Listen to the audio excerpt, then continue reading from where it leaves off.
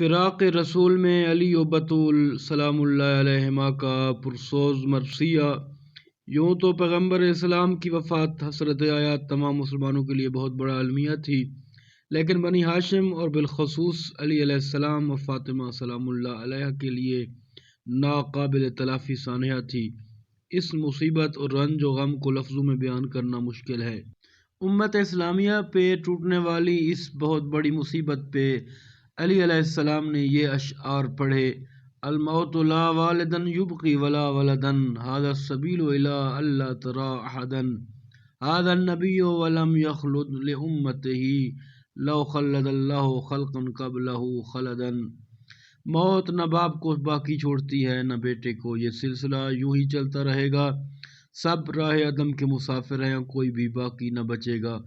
یہاں تک کہ موت نے تو پیغمبر اسلام صلی اللہ علیہ وآلہ وسلم کو بھی اپنی امت کے لیے باقی نہیں چھوڑا۔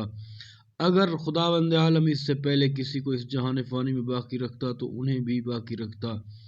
ہم ناگزیر موت کے تیروں کے نشانے ہیں جو کبھی خطا نہیں ہوتے۔ اگر آج ہم موت کے تیروں کے نشانوں سے بچ نکلے ہیں تو وہ کل ہمارے ٹھکانوں پر ضرور برسیں گے۔ حضرت سیدہ فاطمہ سلام اللہ علیہ اپنے بابا کی جدائی میں سخت نوحہ کناں تھیں۔ آپ بے قرار ہو کر مرثیہ پڑھ رہی تھیں اور اس طرح گریہ کر رہی تھیں کہ پورا عالم آپ علیہ السلام کے گریہ کے ساتھ اشک بار تھا۔ حضرت زہرا سلام اللہ علیہ نے اس قیامت صغریٰ میں تڑپتے ہوئے